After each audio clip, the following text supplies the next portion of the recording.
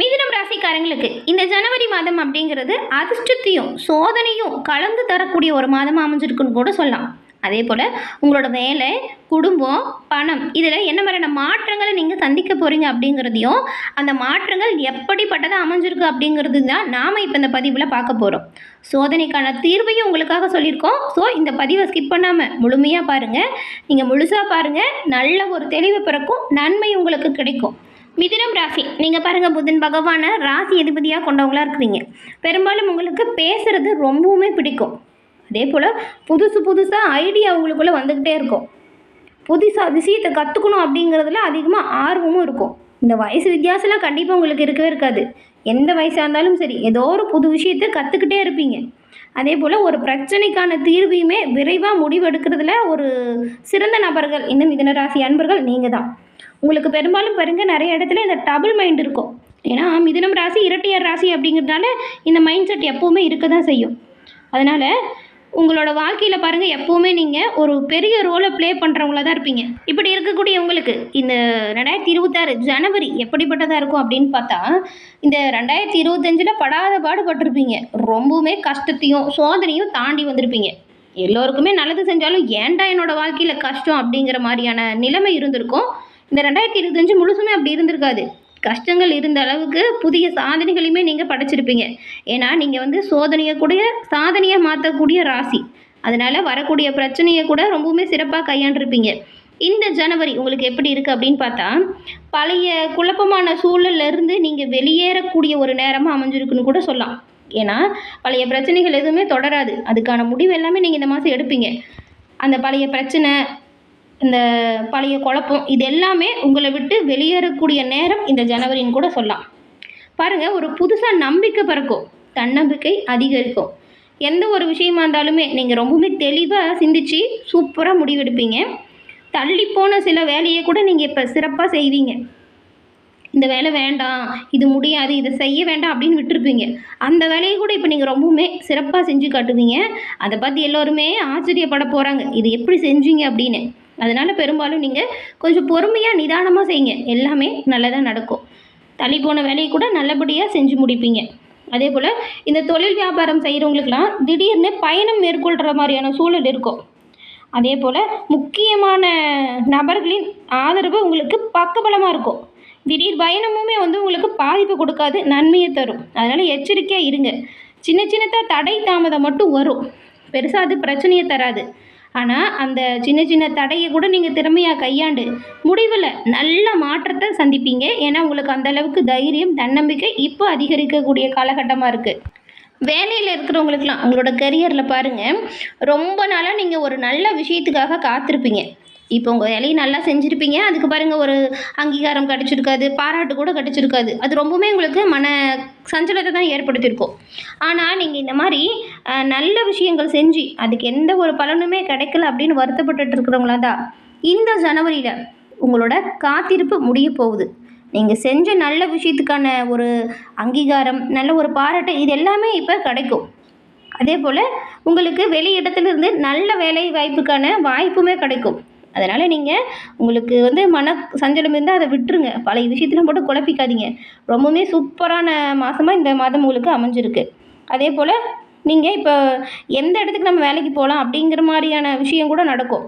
ஏன்னா சம்பள உயர்வு ஏற்படும், உங்கள் வேலைக்கான அங்கீகாரம் கிடைக்கும். இப்போ புதிய இடத்துல இந்த அழைப்பு வரும்பொழுது நீங்களே பாருங்கள், தயங்குவீங்க, வேறு இடத்துக்கு வேலைக்கு போகலாமா இல்லை இங்கேயே செய்யலாமா அப்படிங்கிற ஒரு சூழல் வரும். மேலதிகாரிகள் கிட்ட நீங்கள் பேசும்போது கொஞ்சம் நிதானமாக பேசுங்க. ஏன்னா நீங்கள் அப்படி நிதானமாக பேசுனீங்கன்னா உங்களுக்கு நினச்ச காரியத்தை எல்லாமே நீங்கள் சாதிக்க முடியும். புதிய பொறுப்பு, ப்ரொமோஷன் கிடைக்கிறதுக்குமே நிறைய சந்தர்ப்பங்களும் இருக்குது. அதை சரியாக நீங்கள் பயன்படுத்திக்கணும். அதே போல் அலுவலகத்தில் அரசியல் மட்டும் வேண்டாங்க, கவனமாக இருங்க. யாரை பற்றியும் யாருக்கிட்டேயும் நீங்கள் புறம் பேசாதீங்க. மற்றவங்க உங்ககிட்ட சொன்னால் கூட அந்த விஷயத்தை தவிர்க்க பாருங்கள், அதுதான் நல்லது.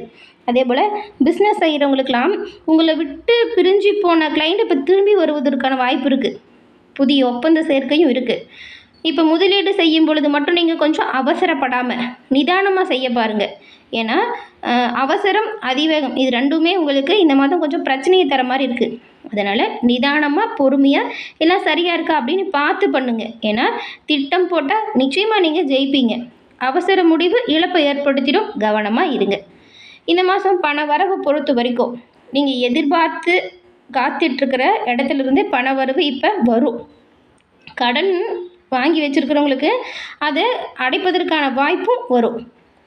கையில் காசு குறைவாக இருக்கிறது போல தான் இருக்கும், ஆனால் உங்களோட தொழில் வியாபாரம் இது சீராக நடக்கும். பெருசாக ப்ராப்ளம் எதுவும் கொடுக்காது. அதனால் நீங்கள் இந்த மாதம் கடன் வாங்காமல் இருக்கிறது நல்லது. வரக்கூடிய வரவை வச்சு கடனை அடைப்பதற்கான வழியில் ஈடுபடுங்க, இது நல்லதாக இருக்கும். ஏன்னா இந்த ஆன்லைன் ஷாப்பிங்கில் அதிகமாக நீங்கள் பண்ணுற ஆளாக தான் இருப்பீங்க. அதை கொஞ்சம் தவிர்க்க பாருங்கள். செலவு செய்யும்போது கூட எது தேவைப்படுது அப்படிங்கிறதுக்கு முக்கியத்துவம் தாங்க. அத்தியாவசியத்துக்கு முக்கியத்துவம் கொடுங்க, ஆடம்பரத்தை தவிர்க்க பாருங்கள், இது ரொம்பவுமே நல்லதாக இருக்கும். அதே போல் கொஞ்சம் உறவினர்களுக்காக நீங்கள் செலவு பண்ணுற சூழல் கூட வருது, நீங்கள் கொஞ்சம் கவனமாக இருங்க. ஏன்னா பணம் சம்பாதிக்கிறத விட சேமிக்கிறது தான் இந்த காலகட்டத்தில் ரொம்பவுமே முக்கியமான விஷயமா இருக்குது. அதனால் கொஞ்சம் கவனமாக எச்சரிக்கையாக இருக்க பாருங்கள். கொஞ்சம் அசால்ட்டாக இருந்தாலுமே நீங்கள் கொஞ்சம் பின்னடைவை வாழ்க்கையில் அடைகிற மாதிரி ஆகிடும். அதே போல் குடும்ப உறவுகளை பொறுத்த வரைக்கும் புரிதல் இல்லாமல் இருந்த உங்களுக்கு இடையில் நல்ல ஒரு புரிதல் வரும்.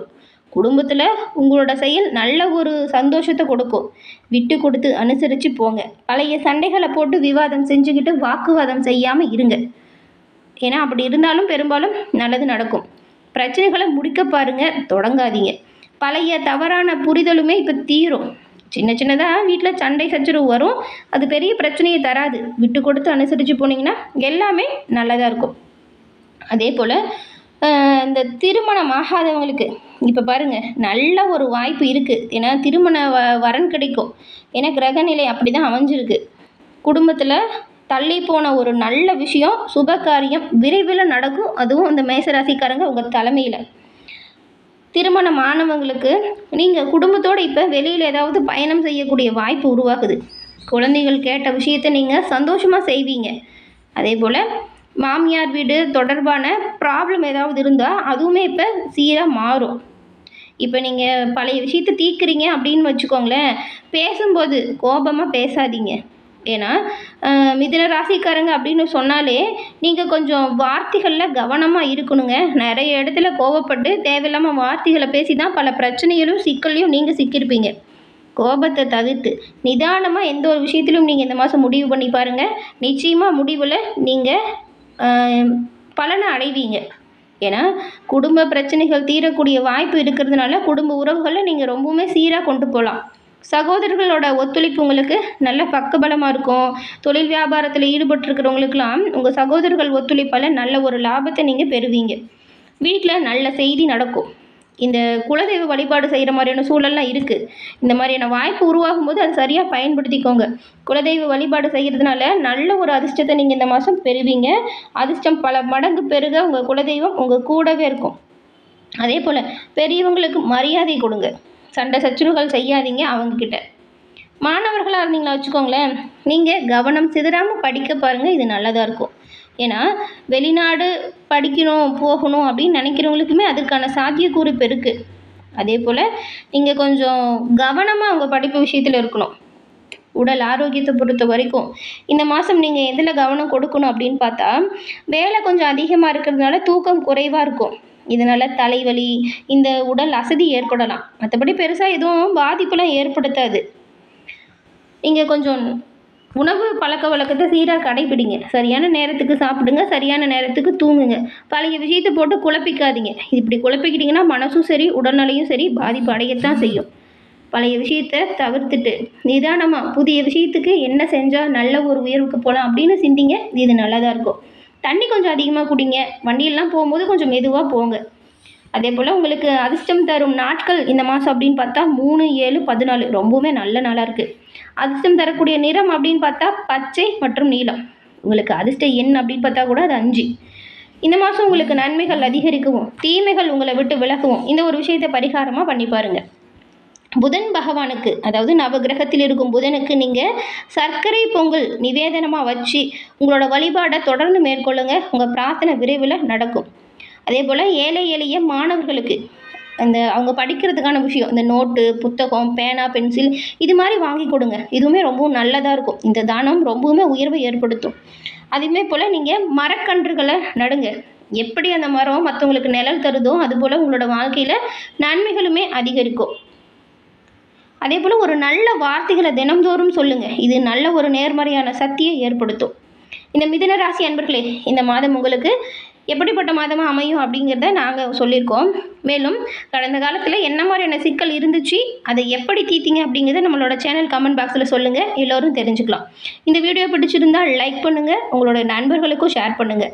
கூட வர பெல் ஐக்கானை கிளிக் பண்ணி வச்சுக்கோங்க. அப்போ தான் நாங்கள் போடுற பதிவுகள் உடனுக்குடன் நோட்டிஃபிகேஷன் மூலம் உங்களை வந்தடையும் அப்படிங்கிறத தெரிவிச்சுக்கிறோம். தொடர்ந்து பார்த்தமைக்கு நன்றி நேயர்களே. நன்றி, வணக்கம்.